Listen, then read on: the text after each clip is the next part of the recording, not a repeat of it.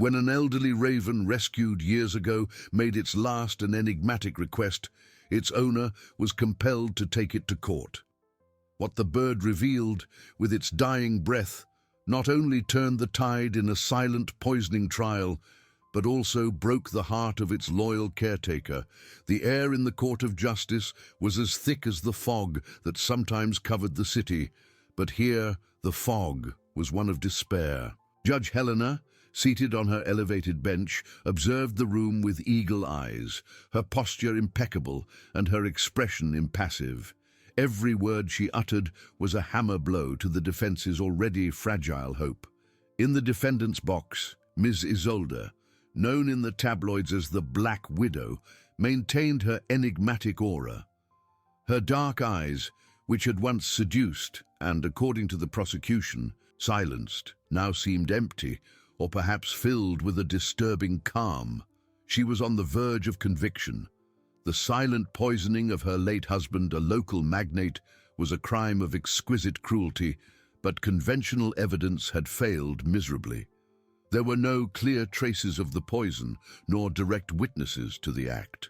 The prosecution relied on a tangle of circumstantial evidence and the defendant's dubious past. Dr. Livia, the young public defender, felt the weight of the world on her shoulders. Her hands, once steady, now trembled slightly as she flipped through the pages of her notes, desperately searching for a loophole, a thread of hope. But there was nothing. The jury seemed convinced by the prosecution's narrative, even without the explicit smoking gun. The case seemed lost. Livia's nascent career threatened to crumble with Isolde's inevitable conviction. "Does the defense have any more evidence to present, Dr. Livia?" Judge Helena's voice cut through the heavy silence, laden with a formality that bordered on impatience. Livia swallowed hard. "No, Your Honor. At the moment, we do not have." Before she could finish her sentence, a stir began at the side door of the courtroom. All eyes turned there. An elderly woman, with white hair tied in a disheveled bun and wearing a worn coat, hesitated at the entrance. In her arms, nestled against her chest like a baby, was a raven. The bird, visibly weakened, with dark, dusty feathers and eyes that seemed to carry the wisdom of centuries, emitted a hoarse, faint sound. "Madam, this is a court of justice, not a zoo," Judge Helena reprimanded, her voice now tinged with irritation. "Bailiffs, please remove the lady and the bird." The woman, Donna Ilara, looked up, her eyes brimming with deep pain, but also with unwavering determination. "Please, Your Honor, my Edgar. He has something to say. He asked me to come. It's important for justice." Her voice was a lament, but it carried a conviction that momentarily silenced the room. Livia watched the scene, confused. A raven? What could a raven possibly have to say about a poisoning? Was this final desperation, the madness setting in before imminent defeat? "Madam, this is absurd. Animals do not testify in court," the prosecutor, Dr. Almeida, interjected with a scoffing smile. "He's not just any animal," Ilara retorted, clutching Edgar tighter. "He's been my companion for years. I rescued him when he was a chick. He's intelligent, Your Honor. He saw something. He showed me. He asked me to come." Tears streamed down her wrinkled face. The raven, Edgar, emitted another hoarse sound, almost a sigh. His body trembled slightly in Ilara's arms. It was evident the bird was in its final moments. The sight of that elderly woman with her dying raven pleading for a chance touched something in Livia. It was illogical, yes, but logic had already failed in her case. Judge Helena sighed, visibly exasperated, but something in the intensity of Donna Ilara's gaze made her hesitate. Perhaps it was the sheer desolation in the woman's eyes, or the raven's fragility. "Very well," she said, her voice still firm, but with a touch of reluctant curiosity. "I will allow you to approach. But if this is a farce, the consequences will be severe." Donna Ilara, with a grateful nod, walked slowly towards the center of the room, each step an effort. Edgar in her arms seemed to weigh a ton, not because of his body, but because of the burden of his final mission. The entire room watched, in tense silence, as the woman and her dying raven approached the stage where truth, or farce, was about to be revealed. Livia felt a shiver. Was this the last and most improbable card to play, or merely the prelude to an even greater disaster? Donna Ilara, with each hesitant step, seemed to carry not only the weight of her beloved Edgar, but also the burden of an almost insane hope. The silence in the courtroom was so dense that one could hear the rustle of her worn coat and the accelerated beating of the hearts present. Livia watched, her mind in a whirlwind. Logic screamed that this was a delusion, a pathetic distraction. But something in the dignity of Ilara's pain, in the bird's fragility, prevented her from dismissing the scene entirely. Judge Helena drummed her fingers on the bench, a sign of her growing impatience. "Madam, time is precious. What does your animal have to say?" Her voice was a sharp edge. Ilara approached the witness stand, her eyes fixed on the judge, then on Ms. Isolde, who remained impassive, a sphinx of ice. The defense attorney, Dr. Livia, felt a shiver as she noticed an almost imperceptible tremor in the Black Widow's hand when Ilara's eyes settled on her. Was it fear, or just the chill of the room? With a trembling sigh, Donna Ilara lifted Edgar slightly, nestling him closer to her face. The raven's feathers were dull, and his eyes, once so lively, now seemed cloudy, fixed on a distant point. He's very weak, Your Honor, but he asked me. He showed me. He wants everyone to know." Ilara's voice was a hoarse whisper, laden with a raw emotion that permeated the room. The prosecutor, Dr. Almeida, let out a muffled laugh. "With all due respect, Your Honor, this is a circus. An animal cannot." "Silence, Dr. Almeida," Judge Helena cut in, her reluctant curiosity overcoming her skepticism. "Let the lady proceed, but be brief." Ilara ignored the prosecutor, focusing all her attention on Edgar. She stroked the raven's head with a wrinkled finger. "My dear Edgar, my good boy. It's your time. Show them what you saw." The raven, as if understanding every word, made a monumental effort. His small body convulsed, and a faint, almost inaudible sound escaped his beak. It wasn't a common caw. It was a peculiar sound, repeated twice, that seemed mechanical. A click-sheesh, followed by another click-sheesh. The entire room held its breath. Livia frowned, trying to decipher the sound. What was that? It wasn't a bird sound. It was familiar, but she couldn't place it. Donna Ilara, with tears streaming down her face, explained, her voice choked with emotion. He imitates the sound of the bottle opening, the poison. He showed me. He saw Ms. Isolde open the bottle, Your Honor, that sound.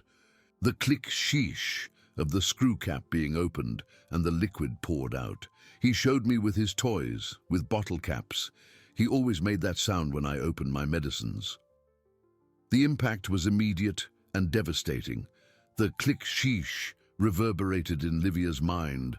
A bottle, a poison bottle, the silent poisoning. Conventional evidence had failed because there were no clear traces of the poison after administration, nor direct witnesses to the act. But the act of opening the bottle, the subtle sound no one else would notice, was the missing piece. Judge Helena, who until then had maintained her impassive demeanor, blinked. Her eagle eyes widened slightly. The prosecutor, Dr. Almeida, who had scoffed earlier, was now pale, her mocking smile completely gone, and Ms. Isolde. For the first time in the entire trial, the Black Widow's mask of unwavering calm cracked. A visible tremor ran through her body, and her dark eyes, once empty, now gleamed with icy terror. She swallowed hard, and Livia realized that the novice defense attorney had just witnessed the silent confession of a killer. The raven, Edgar, emitted one last faint click-sheesh, a final sigh from his exhausted body. His eyes closed slowly, and his small body relaxed in Donna Ilara's arms. He had fulfilled his mission. "Edgar, my Edgar," Ilara whispered, her voice breaking into a heart-wrenching lament. She hugged him tighter, her face burying itself in the raven's dark feathers. The tears, once of pain and determination, were now of deep and inconsolable grief. The silence in the courtroom was broken only by the muffled sobs of the woman, who clutched the inert body of her faithful companion to her chest. The truth had been revealed, not by words, but by a sound, an echo of a cruel act, brought to light by the dying breath of a raven. And with that truth, Donna Ilara's heart broke forever. Livia felt a lump in her throat, a mix of shock, sadness, and overwhelming hope. The tide had turned. But at what cost? The silence that followed Edgar's death was more deafening than any scream. It was not a silence of respect, but of shock, disbelief, and for some, dread. Donna Ilara, hunched over the raven's inert body, sobbed softly, her tears falling onto the dark feathers that now held no luster. The scene was one of such profound sadness that it seemed to suck the air out of the courtroom. Judge Helena, who had always maintained an iron composure, was visibly shaken. Her eyes, once eagle-like, now seemed lost, trying to process what she had just witnessed. An animal, a dying raven, had just presented the most compelling evidence in a case that seemed insoluble. The logic of the court, the formality of the law, everything seemed to crumble before such a raw and unexpected truth. The prosecutor, Dr. Almeida, was the first to react, though her voice sounded strangely weak. "Your Honor, this is inadmissible. A sound, an animal's imitation. We cannot accept this as evidence in a court of justice." Her protest, however, lacked its usual conviction. The terror in Ms. Isolde's eyes was more eloquent evidence than any legal argument the prosecutor could raise. Livia, for her part, felt a surge of adrenaline. This was the moment. The lump in her throat dissolved, replaced by a sudden clarity. She stood up, her voice firm, despite the emotion that choked her. "Your Honor, with all due respect to Dr. Almeida, what we have just witnessed is not merely a sound. It is the testimony of an eyewitness, albeit a non-human one, who witnessed the crucial act of the crime. The defendant, Miss Isolde's, reaction to the revelation of Edgar the Raven is undeniable. Her terror, her breakdown of composure, speaks louder than any words. I ask this court to take into consideration this singular testimony, and that the defendant be immediately interrogated about the meaning of this sound and its connection to the poisoning." Judge Helena closed her eyes for an instant, as if pondering the weight of a universe. She opened them again, and in them was a new determination. "Dr. Almeida, the court observed Ms. Isolde's reaction. The breakdown of her impassivity was notable, and in this context, extremely significant. The raven's testimony, though unconventional, provided a piece of information that, combined with the defendant's reaction, casts a new and powerful light on this case." She struck her gavel with a force that echoed through the room. "In light of the new evidence presented and Ms. Isolde's reaction, the court declares an immediate pause in proceedings. Ms. Isolde will be taken for supplementary interrogation. Dr. Livia, the defense now has a basis to reopen the investigation and present new arguments." The prosecutor tried to argue, but Judge Helena cut her off with a severe look. "The decision is made." Donna Ilara, still clutching Edgar, began to move away slowly. Her steps were heavy, each one an echo of irreparable loss. No one tried to stop her. The courtroom, which had previously received her with scorn, now watched her with a mixture of reverence and pity. She had brought justice, but at a cost few could bear. Livia watched her leave, her heart heavy. The victory, so unexpected and dramatic, came at a steep price. Donna Ilara's pain was palpable, a somber reminder that justice is not always won without sacrifices.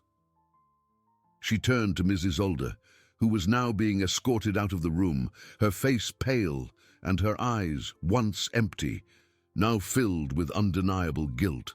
The Black Widow had been unmasked, not by a shrewd detective or forensic evidence, but by the dying breath of a loyal raven. The courtroom began to empty, the buzz of shocked and excited voices filling the space. Livia remained there, alone for a moment, feeling the weight of responsibility and gratitude. The case, which had seemed lost, had been saved, but the image of Donna Ilara and her raven, a symbol of love and sacrifice, would be etched in her memory forever. She knew that her career had changed forever, and that justice at times manifested itself in the most improbable and painful ways. The echo of the click sheesh still resonated in her ears, a reminder of the truth a small raven had died to reveal. The heavy oak doors didn't creak shut, but Livia felt the sound in her bones. The buzz of the emptying courtroom was a distant hum, as if she were submerged in water. The echo of the click sheesh still reverberated in her mind, a phantom sound refusing to fade. She remained standing in the same spot, her hands still trembling slightly, the adrenaline beginning to subside and give way to a profound weariness. Victory. Was this truly it? A victory won by the dying breath of a raven, by the agonizing pain of an elderly woman. Legal logic screamed against the validity of such testimony, but her eyes had seen the terror in Mrs. Isolde. Her ears had caught the sound, strange and unmistakable, and her heart, once heavy with the imminence of defeat, now beat with unwavering conviction.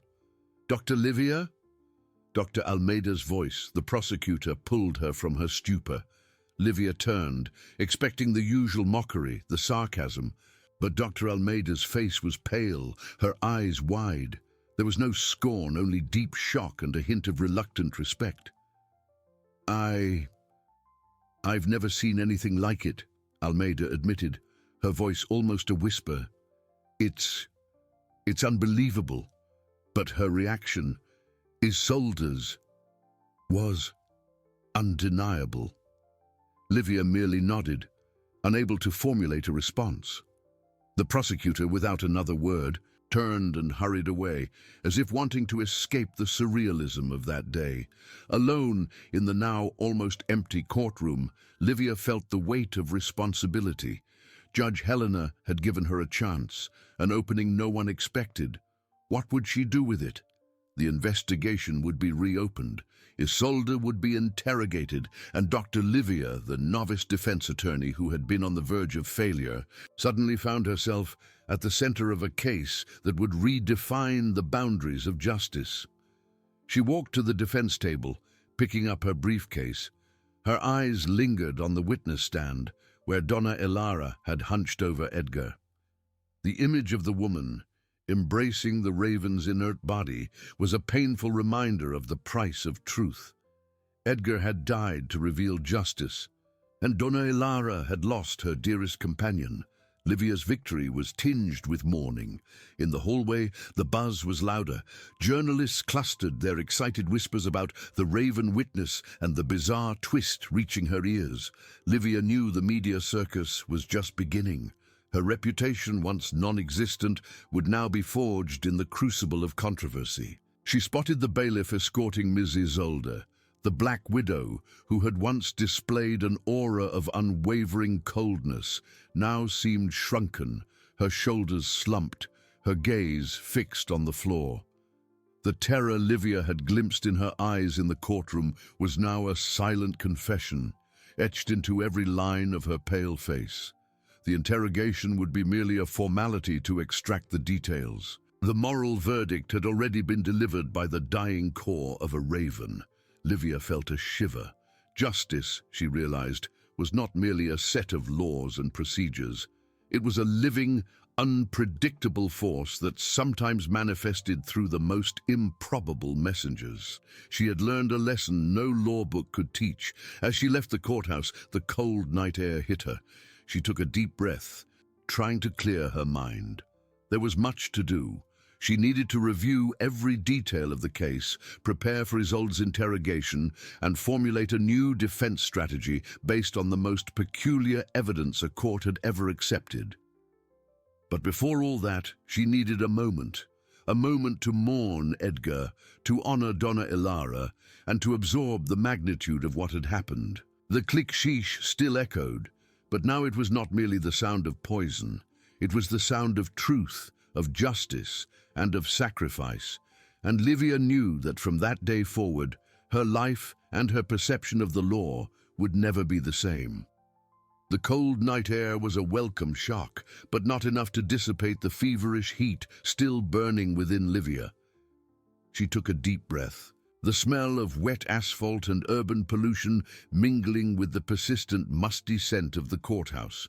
The click-sheesh still echoed, no longer as an external sound, but as an internal recording, repeating in her brain. It was the sound of truth, yes, but also the sound of a farewell, of a sacrifice that left her with a lump in her throat. Journalists clustered at the exit, a hungry pack eager for a story, their flashes blinded, their voices overlapping in a chorus of hysterical questions. "Dr. Livia, how do you intend to use a raven's testimony? Is it a farce? A manipulation by the defense? Has Ms. Isolde confessed?" Livia clutched her briefcase to her chest, her eyes fixed on a distant point. She had no answers for them, not yet. Her mind was a whirlwind of emotions and legal strategies that still needed to be formulated. She managed to slip through the crowd, her body feeling both lighter and heavier at the same time. The lightness came from the unexpected victory, the relief of having saved the case, the weight from the responsibility that now rested on her shoulders, and the sorrow for Donna Ilara. The image of the woman, hunched over Edgar's inert body, was an open wound in her soul. Justice had been served, but at what cost to that gentle soul? Inside her car, the silence was almost oppressive. Livia started the engine, but didn't move the car. She rested her head on the steering wheel, closing her eyes. The day had been a roller coaster of emotions: despair, shock, hope, triumph, and grief. Her legal training screamed against the acceptance of such bizarre testimony. Logic, jurisprudence, everything seemed to disintegrate before that peculiar core. But Isolde's reaction... Isolde's reaction. That crack in her mask of coldness was the most irrefutable proof of all. "A raven," she murmured to the emptiness of the car, a bitter laugh escaping her lips. A raven unmasked the Black Widow. She picked up her phone, hesitating. Should she call her mentor? A colleague? Who would believe her? Who would help her navigate this new and unexplored legal frontier? She had no precedent for this. No law book, no class had prepared her for a dying raven as a key witness. The truth was, she was alone in this. Judge Helena had opened the door, but it was up to Livia to walk through it. She needed to transform the shock and disbelief into solid arguments, into a legal basis that could sustain Isolde's conviction. The interrogation would be crucial. She needed Isolde to break completely, to confess, to explain the meaning of that sound. Livia started the car and began to drive without an immediate destination. Her home seemed distant, the office, a place of arduous work. She needed clarity. She needed to process Donna Ilara's pain, Edgar's bravery, and the turn of events that had changed her career forever. The city passed in a blur of lights. She thought of Miss Isolde, of the image of her being escorted, her posture hunched, her gaze fixed on the floor. The terror in the Black Widow's eyes was the most eloquent proof of her guilt. The raven had not merely imitated a sound, he had exposed a soul. That day had been a watershed moment. Livia, the novice defense attorney, had been catapulted into the center of a case that challenged the very essence of justice. She felt the weight of expectation, but also a fierce determination. Edgar had died to reveal the truth. Donna Ilara had lost her dearest companion. Livia could not fail them. She parked the car in a quiet park, far from the city's hustle and bustle. She opened the window, letting the cold night air in. The click sheesh was still there, but now, instead of being a phantom sound, it was a call. A call to action, to courage, to redefine what was possible in the realm of justice. She knew that from tomorrow her life would be a battle to honor the sacrifice of a raven and the pain of an elderly woman, and she was ready. But Isolde's reaction. Isolde's reaction. To a colleague? Who would believe her? And then the realization hit her, heavy and undeniable. She was Ms. Isolde's defense attorney. Her role was to protect her client's interests, ensure a fair trial, seek acquittal. But how could she do that now? How could she defend someone she, in her heart, knew to be guilty, and whose guilt had been revealed so viscerally and unquestionably? The terror in Isolde's eyes was not something that could be ignored, nor Donna Ilara's pain, nor Edgar's sacrifice. A knot tightened in her stomach. She couldn't continue. It was a violation of everything she believed about justice, about truth. Her loyalty to Isolde had shattered the moment the click sheesh reverberated through the courtroom and panic seized the Black Widow's face. She could not, in good conscience, continue to represent her. She needed clarity. She thought of Ms. She knew that by morning. Her first task would be to notify Judge Helena of her intention to withdraw from the case. There was no other way. And from then on, her life would be a battle to honor the sacrifice of a raven and the pain of an elderly woman. And she was ready. Livia's night was a blur of insomnia and reflections. The quiet park did not offer the refuge she had hoped for. Every rustling leaf, every shadow cast by the trees seemed to echo Edgar's click sheesh, now a burden on her conscience. She had spent hours in the car, then at home, pacing back and forth, the decision hammering in her mind. Defending Isolde, knowing what she knew, was a betrayal of justice, of Edgar's memory, and of Donna Ilara's pain. It was a betrayal of herself. At dawn, the grey sky seemed to mirror the gravity of her choice. There was no more hesitation. The determination she felt was cold and sharp, like the morning breeze. She dressed in the same dark suit from the day before, feeling the weight of responsibility, but also a strange lightness, as if she had shed an invisible burden. She arrived at the office even before the secretary. The silence of the place was a temporary balm. She opened her computer, her hands steady as she typed the motion. Motion to withdraw as counsel. The words seemed strange, almost alien on her screen. She never imagined she would do this one day, especially in a case of such magnitude. She detailed the reasons, the breach of ethical trust, the impossibility of continuing representation in light of the new evidence and the client's reaction. It was a succinct document, but laden with undeniable truth. With the motion printed and signed, Livia headed to the courthouse. The hallway that once seemed a path to glory or failure was now a corridor to redemption. Journalists still clustered, but she ignored them, her briefcase clutched to her chest. Her eyes were fixed on the door to Judge Helena's chambers.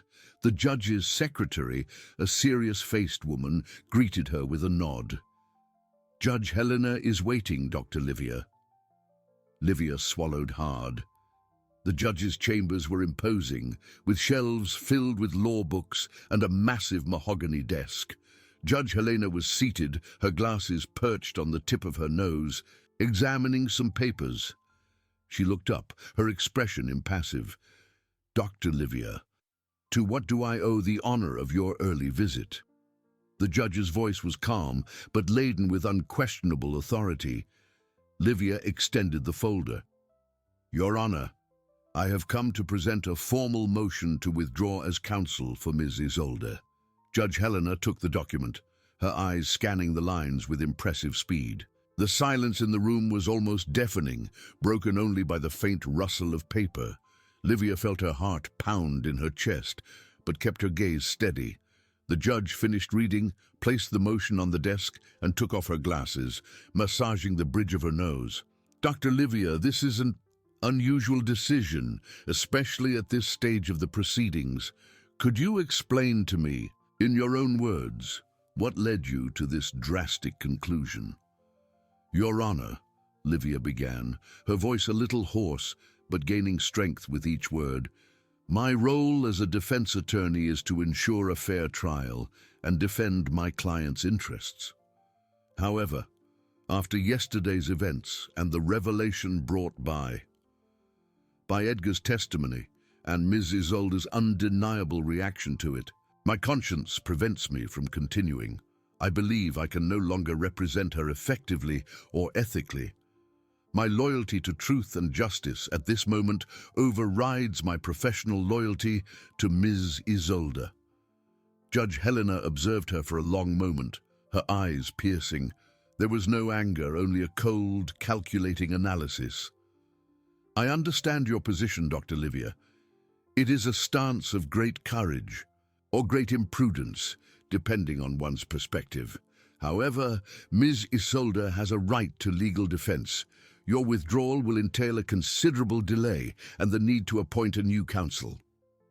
I am aware of the implications, Your Honor, but I see no other alternative that would not compromise the integrity of this court and my own. The judge nodded slowly. Very well. I accept your motion, Dr. Livia. The court will make the necessary arrangements for Ms. Isolde's new representation. Today's session will be adjourned. You are dismissed. Livia felt a knot untie in her stomach. Thank you, Your Honor. As she left the chambers, the air felt lighter, the hallway less oppressive. She had taken the first step. The battle to honor Edgar's sacrifice and Donna Ilara's pain had only just begun, but now she was on the right side of the fight.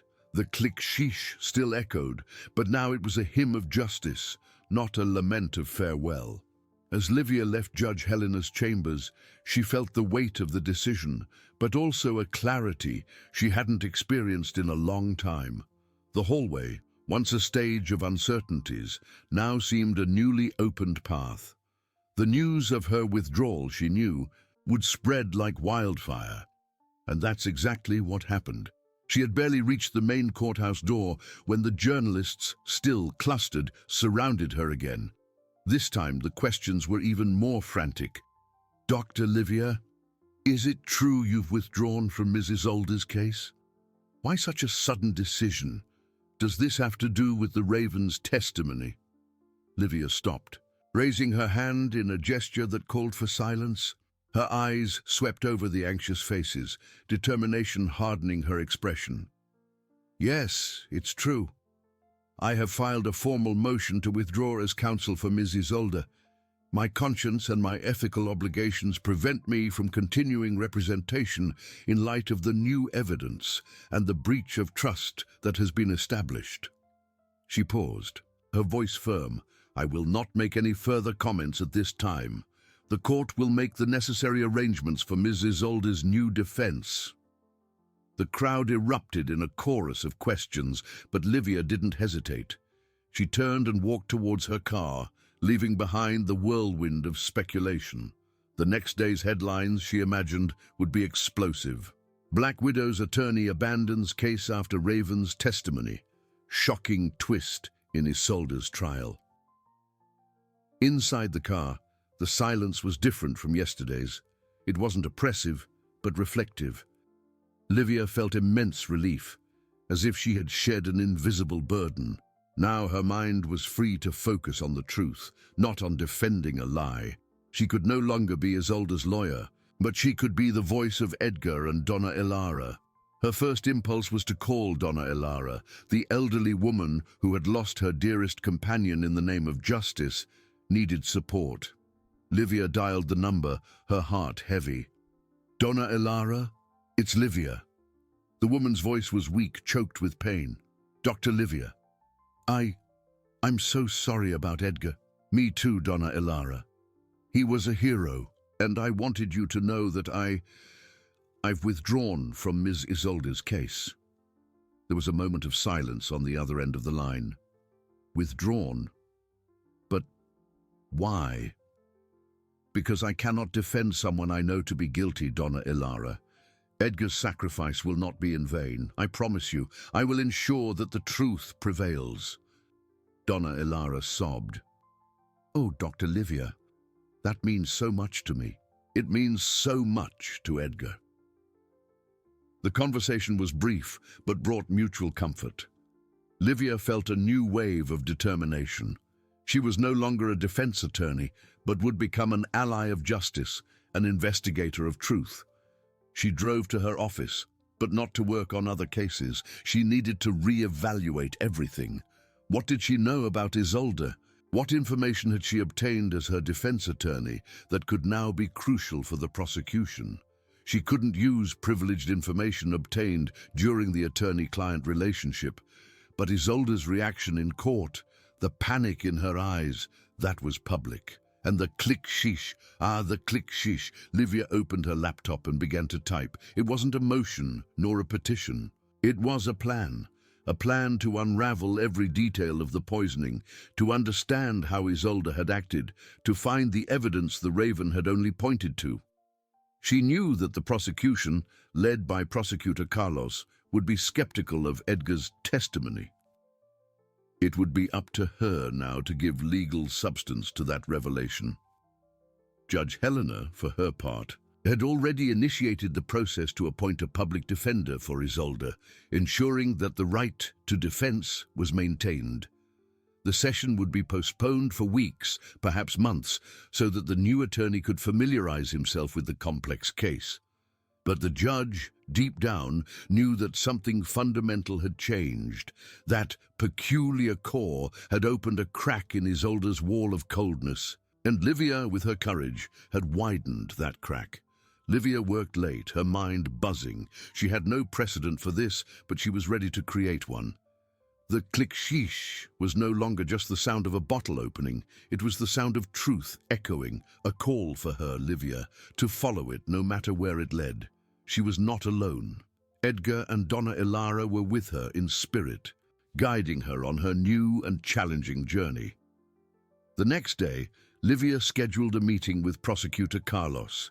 He received her with an expression of surprise and caution. "Dr. Livia, I confess your call caught me off guard. I didn't expect to see you so soon, much less in my office." Livia sat down, her empty briefcase on her lap. "Prosecutor, I have withdrawn from Ms. Isolde's case. As you must know, my conscience no longer allows me to represent her." Carlos raised an eyebrow. "Yes, the news has already spread. A bold decision. And now? Have you come to give me privileged information?" "Absolutely not. My professional ethics prevent me from sharing any information obtained during the attorney-client relationship. However, what happened in court, Ms. Isolde's reaction to Edgar's core and the sound itself, that is public knowledge, and I believe it could be the key to unraveling this case."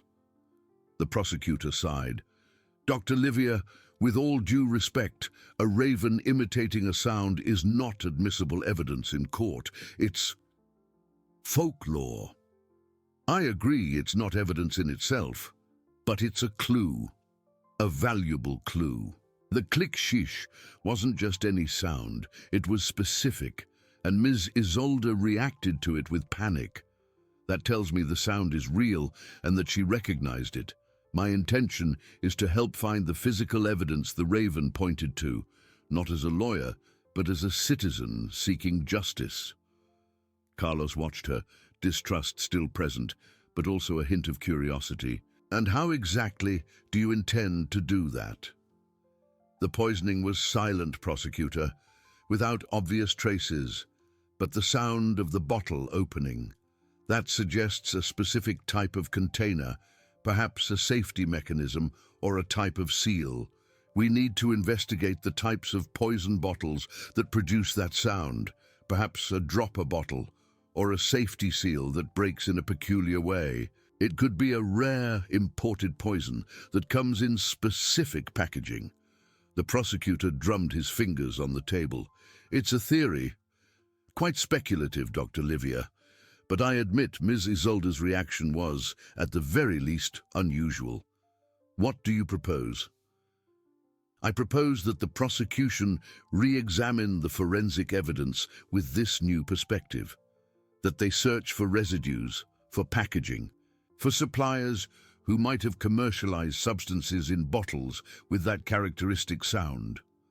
I, for my part, will do what I can to assist without crossing any ethical lines. I can, for example, research types of poisons and their packaging, look for scientific articles or reports that corroborate this idea. Carlos pondered. The idea was indeed eccentric, but Dr. Livia was a competent lawyer, and her withdrawal from the case was an unprecedented event. Very well, Dr. Livia. I cannot formally accept your help as part of the prosecution, but I can assure you that the prosecution will re-evaluate the reports and evidence with the sound suggestion in mind. If you find anything relevant that can be presented legally and independently, I will be grateful to analyze it. Livia nodded. It was a start. It wasn't a full acceptance, but it was an open door. Thank you, prosecutor. Edgar's and Donna Ilara's justice deserves this chance. As Livia left Prosecutor Carlos's office, she felt a renewed vigor. The journey would be long and arduous, but she was no longer alone in the search for truth. The click sheesh was now an enigma to be unraveled, and Livia was determined to find the answer. She knew that the key to Isolda's conviction lay not just in the sound, but in what the sound represented. The physical proof of a meticulously planned crime, and she would find it. Livia walked out of the prosecutor's office. The city's fresh air a welcome contrast to the tense atmosphere she had just left.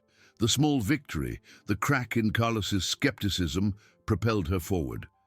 She knew that the path ahead was unconventional, possibly unprecedented, but the image of Edgar's poignant final act and Donna Ilara's desolate face solidified her determination.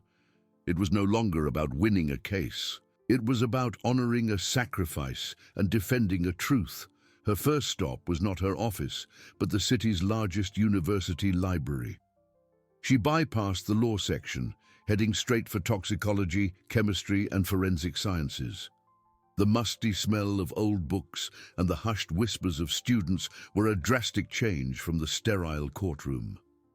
Livia was not a chemist, but she was a meticulous researcher. She started with the basics, common poisons, their delivery methods, and more specifically, their packaging. Hours turned into a relentless search. She scoured databases, academic journals, and even obscure forums dedicated to historical poisons. She learned about cyanide in vials, arsenic in powder, thallium in liquid form. Her fingers flew across the keyboard, searching for keywords: poison bottle sound, sealed bottle click, dispenser hiss. The click sheesh was so distinct, so specific. It wasn't just a generic snap or a simple tear. It implied a mechanism, a deliberate action. Most commercial poisons, she discovered, were designed for rapid and obvious effects. But the victim in Isolda's case had suffered a slow and agonizing decline. This pointed to a less common, more insidious substance. Livia focused on slow-acting neurotoxins, heavy metals, and plant-derived compounds. Many came in simple dropper bottles or screw-top containers. None seemed to fit the unique sound. Frustration began to gnaw at her. Was she chasing a ghost? Was the raven's sound just a coincidence, a misinterpretation of a common noise? She closed her eyes, imagining Edgar, his intelligent gaze, the deliberate way he had imitated the sound. No, it wasn't a coincidence. It was a clue. She remembered the detail about the silent poisoning. This implied a substance that left minimal traces or one that was difficult to detect. What if the sound didn't come from the primary container, but from a secondary one, a specialized dispenser, or perhaps a very specific type of seal on an imported substance? Livia shifted her search. She began searching for pharmaceutical packaging sounds, child-proof bottle mechanisms, special chemical dispensers. And then a glimpse of something. An article about a rare and highly potent neurotoxin, often used in research, that came in a small dark glass vial. The vial was sealed with a tamper-evident cap that required a specific twist and pull motion, often accompanied by a distinct click as the seal broke, followed by a faint sheesh of air escaping as the vacuum was released. The article mentioned its use in certain agricultural applications in Eastern Europe, where it was occasionally sold illegally. Her heart pounded. Click shish. It was almost too perfect. The article even described the substance as odorless and tasteless, making it ideal for silent poisoning. It was a liquid, administered in minuscule and precise doses. Livia printed the article, her hands trembling slightly. This wasn't definitive proof, but it was the strongest lead she had found. It gave a name to the sound, a potential source, and a method. The next step would be to check if Isolde had any connection to Eastern Europe, or if she had ever purchased or had access to such a specialized substance. She immediately thought of Carlos. He had agreed to re-evaluate the evidence. This information, though speculative, was concrete enough to warrant a deeper investigation by the prosecution's forensic team. They could search for residues of this specific neurotoxin, re-examine the victim's medical history for any unusual symptoms that might align with its effects, and investigate Isolde's travel history or financial records for any related transactions. Livia packed her bag, a renewed sense of purpose coursing through her veins. The library was closing, but her mind was wide awake. She had found a thread, thin but strong, that connected Edgar's final act to a tangible possibility. The click sheesh was no longer just a sound. It was the whisper of a specific and deadly secret waiting to be fully exposed. She would present this to Carlos, not as an accusation, but as a hypothesis, a direction for the official investigation. The truth, she felt, was finally within her grasp. Livia could barely contain her excitement as she left the library. The printed article, crumpled in her hand, felt like a treasure. The click sheesh was no longer an abstraction. It was a sound with a name, an origin, and a deadly purpose. She needed to speak with Carlos immediately. She called the prosecutor from her car, her voice vibrating with an urgency she couldn't disguise. "Prosecutor, Dr. Livia here. I found something very important. I need to see you again as soon as possible." Carlos, on the other end of the line, sounded hesitant. "Dr. Livia, it's late, and frankly, I don't know what else we could discuss so soon." "It's about the sound, prosecutor. The click sheesh. I think I've found the substance and the vial that produce it. It's a rare neurotoxin, but the characteristics are perfect." There was a silence on the other end. Carlos's curiosity, Livia knew, was stronger than his reluctance. "Very well, Dr. Livia. Come to my office tomorrow morning at 8. Don't be late." The next morning, Livia was at Carlos's office even before his secretary arrived. The prosecutor received her with an expression that mixed skepticism and a hint of intrigue. "You seem energized, Dr. Livia. I hope you're not bringing me more folklore." Livia placed the printed article on the desk, opening it to the relevant page. "Prosecutor, I spent the night researching, and I found this." She pointed to the description of the neurotoxin. "This is a rare substance, used primarily in research. and occasionally sold illegally in certain Eastern European countries. It is odorless, tasteless, and acts slowly, causing a gradual neurological decline that is difficult to diagnose, perfect for a silent poisoning. Carlos picked up the article, his eyes scanning the text. Interesting, but I still don't see the connection to the sound. We'll get there, Livia continued, her voice firm. The most crucial thing is the packaging. The article describes that this neurotoxin is sold in small, dark glass vials, sealed with a tamper-evident cap. To open it, a specific twist and pull motion is required. This motion produces a distinct click as the seal breaks, followed by a faint skish of air escaping as the vacuum is released. Livia paused, observing Carlos's reaction. The prosecutor looked up from the article, a deep furrow in his brow. The skepticism on his face was beginning to give way to an expression of shock and consideration. "A click, sheesh," he murmured, almost to himself. "It's exactly what the raven imitated." "Exactly," Livia confirmed. "It's not a coincidence, prosecutor. It's a precise match." Ms. Isolde reacted with panic because she recognized the sound. She knew what it meant. Carlos leaned back in his chair, drumming his fingers on the desk. The atmosphere in the room had shifted from skeptical to tense and focused. "Dr. Livia, this is extraordinary. It's still a theory, of course, but it's a theory with a much more solid basis than anything we had before. My proposal is that the prosecution re-examine all forensic evidence with this new information in mind," Livia continued. "Search for residues of this specific neurotoxin in the victim's body, even in minimal quantities. Check Ms. Isolde's travel history, her financial records, any connection to Eastern Europe, or to specialized chemical suppliers. She may have purchased this illicitly or through an intermediary." Carlos nodded slowly. "You are right. We cannot ignore this. I will instruct the forensic team to reopen the case with this new directive. They need to look for this specific substance and for any traces of packaging that match this description. We will also investigate Ms. Isolde's background more thoroughly." He looked at Livia, a glimmer of respect in his eyes. "Dr. Livia, your persistence and your intuition, to say the least, may have turned this case upside down."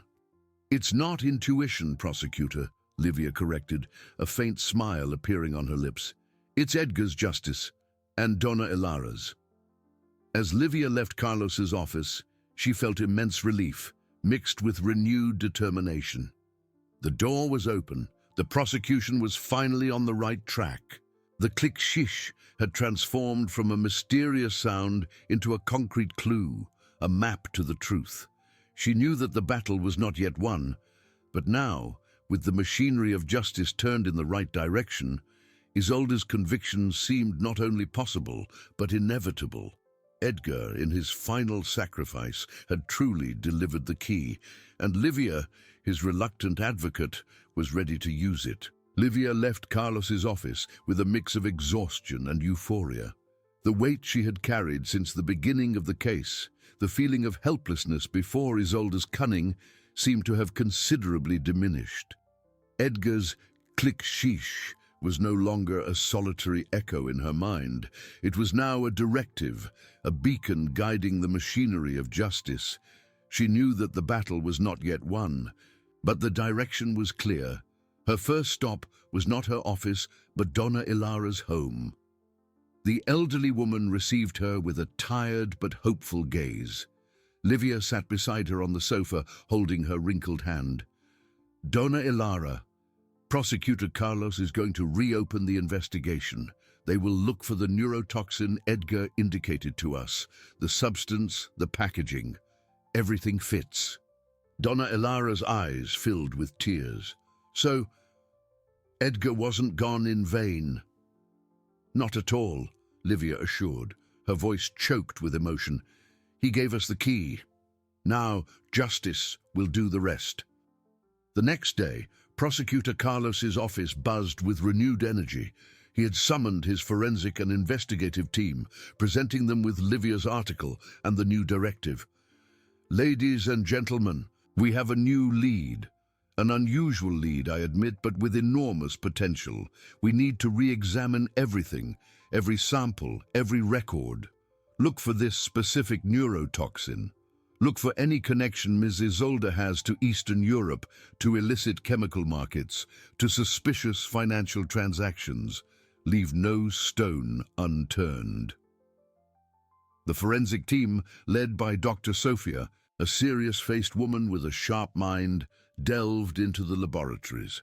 The victims' samples, which had previously been analyzed for more common poisons, were subjected to more sensitive and specific tests. The search for traces of the rare neurotoxin was like looking for a needle in a molecular haystack. Meanwhile, investigators scoured Isolde's life with renewed intensity. Flight records, bank statements, email history, everything was turned upside down. Ms. Isolde, who until then had maintained a facade of calm and innocence, began to feel the pressure. She noticed the intensified surveillance, the lingering glances, the more incisive questions from her lawyers about details she considered irrelevant. Her lawyer, Dr. Almeida, tried to calm her, but Isolde's expression hardened each day. "They have nothing," she repeated more to herself than to him. "It's all speculation, a raven, ridiculous." But the seed of doubt had been planted. Carlos's team worked tirelessly. Days turned into nights. Dr. Sophia and her team faced frustrations. The neurotoxin was, indeed, extremely difficult to detect in minimal quantities and after a long period. It was a young intern, sifting through old financial records, who found the first thread. A small, almost imperceptible transaction made almost 2 years ago to a shell company registered in the Cayman Islands with an intermediary in Budapest. The amount was modest, but the transaction description was vague. Specialized gardening consultation. The transaction date coincided with the onset of the victim's health decline. Prosecutor Carlos summoned Livia again. "Dr. Livia, your theory is gaining traction. We found a suspicious transaction, a consultancy purchase from a phantom company in Eastern Europe. The amount and date are suggestive." Livia felt a shiver. "Gardening? That's a common excuse for purchasing chemicals." Prosecutor, "Many poisons are derived from pesticides." Dr. Sophia, with deep dark circles under her eyes, entered the room. In her hands, a report. Prosecutor Dr. Livia, "We did it. Traces, minimal, almost undetectable, but they are there. The neurotoxin. In samples of the victim's hair and tissue. The concentration is extremely low, which explains the difficulty in detecting it before. But it is unmistakable." A heavy silence fell over the room. Carlos looked at the report, then at Livia, and finally at Dr. Sophia. The skepticism had completely vanished, replaced by a cold and relentless conviction. "It's our click-sheesh," Livia whispered, feeling a lump in her throat. The truth, propelled by Edgar's sacrifice, was finally emerging from the shadows. The thin thread she had found in the library was now a strong rope, pulling Isolde to the edge of the abyss. Edgar's justice was about to be served. A heavy silence hung over Prosecutor Carlos's office, dense with the gravity of the revelation. Dr. Sophia's report, once mere paper, now seemed a verdict. Carlos broke the silence, his voice low, but charged with renewed authority. "Dr. Sophia, is this irrefutable?" The scientist, despite visible fatigue, maintained her professional composure. "Prosecutor, the samples have been tested and retested. We used the most advanced methods available. The concentration is low, yes, but the molecular signature of the neurotoxin is unmistakable. It is the same substance described in the article Dr. Livia brought us. There is no room for error." Livia felt a lump in her throat, a mix of relief and profound sadness. Edgar had played his part, and the cost had been high. But his justice now was a tangible reality. Carlos nodded, his eyes fixed on the report. "We have more than that, Dr. Livia. We have a pattern, a substance difficult to detect, administered in minimal doses over time, causing a gradual decline. The suspicious transaction to the shell company, the vague description of gardening. Everything fits. Ms. Isolde was not just poisoning the victim, she was orchestrating a silent and almost perfect murder." Dr. Sophia added, "The low concentration explains why initial tests detected nothing. We needed to know what to look for and how to look for it. Without the click-sheesh clue, we never would have gotten to this." Carlos stood up, his posture erect, the determination on his face unwavering. "Very well. From now on, the strategy changes. We have the proof we needed. Dr. Livia, your intuition, or Edgar's justice, as you prefer, has turned this case upside down. Prepare yourself. We will convene a new session, and this time, Ms. Isolde will have nowhere to run." Livia left the prosecutor's office with a racing heart. The feeling of helplessness had been replaced by a surge of purpose. Her first stop was Donna Ilara's home. The elderly woman awaited her on the porch, a distant look in her eyes, still mourning Edgar. "Donna Ilara," Livia began, sitting beside her. "They found it, the neurotoxin, in samples from the victim. Edgar was right. He showed us the way." Donna Ilara's eyes filled with tears, but this time there was a glimmer of something stronger than pain. "My Edgar. He did it. He wasn't gone in vain. He brought the truth." She squeezed Livia's hand, a faint smile appearing on her wrinkled lips. "Justice. It will come." Meanwhile, news of the reopened investigation and the new evidence began to spread, albeit discreetly, through the corridors of justice. Dr. Almeida, Isolde's lawyer, was visibly shaken. He confronted his client in her provisional cell, his face pale. "Ms. Isolde, the prosecution has new evidence. They found traces of a rare neurotoxin in the victim's body, and there's a suspicious transaction linking you to a company in Eastern Europe. They're connecting this to the sound the raven imitated." Isolde's facade, which until then had remained unshakable, began to crack. Her eyes, once cold and calculating, now showed a flicker of panic. "That's impossible. They can't have found anything. I was careful. It's all a farce. A conspiracy based on a stupid bird." Her voice rose in pitch, revealing a contained hysteria. "Ms. Isolde, please, remain calm," Almeida tried. "Dr. Sophia is one of the best forensic scientists in the country. If she found it, it's because it's there. We need to re-evaluate our strategy. With this evidence, the situation is much more serious." Isolde stood up abruptly, pacing back and forth in the small cell. "There's no strategy. There's nothing for them to find. They're bluffing. They're trying to break me." But her hands trembled, and the cold sweat on her forehead betrayed the terror that engulfed her. Edgar's click-sheesh, which she had tried to dismiss as madness, now resonated in her mind like a death knell. The next day, Judge Helena received notification from the prosecution. A new session would be convened for the presentation of crucial and newly discovered evidence. The judge, known for her seriousness and rigor, read the memo with an austere expression. The mention of a rare neurotoxin and the connection to Edgar the Raven's testimony deeply intrigued her.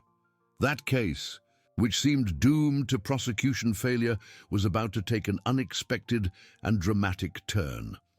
The final battle was set. The courtroom was more crowded than ever. News of the reopened case and the promise of new evidence, though shrouded in mystery, had attracted a crowd of curious onlookers and journalists. The tension was palpable, an electric hum hanging in the air. Judge Helena entered, her black robe flowing, and silence instantly fell. Her eyes swept the room, settling for a moment on Isolde, who seemed like an ice statue beside her lawyer, Dr. Almeida. On the other side, Livia sat beside Prosecutor Carlos, her heart pounding, but with a new and unwavering conviction.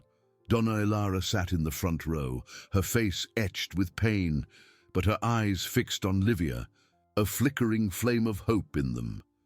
"Ladies and gentlemen," Judge Helena began, her voice resonating with authority, "this session has been convened for the presentation of new evidence in Ms. Isolde's case. Prosecutor Carlos, the floor is yours."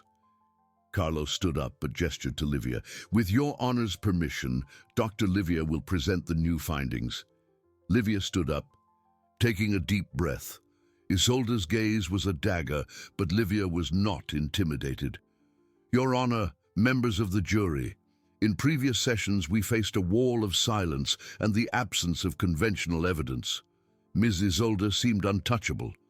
However, an unexpected and, I must admit, extraordinary witness pointed us in the right direction." She paused and a murmur ran through the room. Edgar the Raven, in his last act of life, imitated a sound, click-sheesh, a sound that at the time seemed absurd, but which we now know to be the key to unraveling this crime. Livia continued, her voice gaining strength.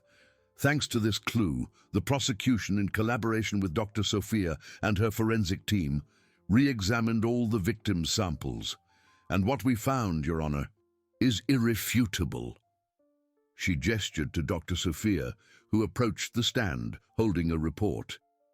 "Your Honor," Dr. Sophia began, her voice technical and precise, "our most recent analyses utilizing high-resolution mass spectrometry and liquid chromatography methods revealed the presence of a rare synthetic neurotoxin in samples of the victim's hair and tissue. The concentration is extremely low, which explains the difficulty of initial detection, but the molecular signature is unmistakable."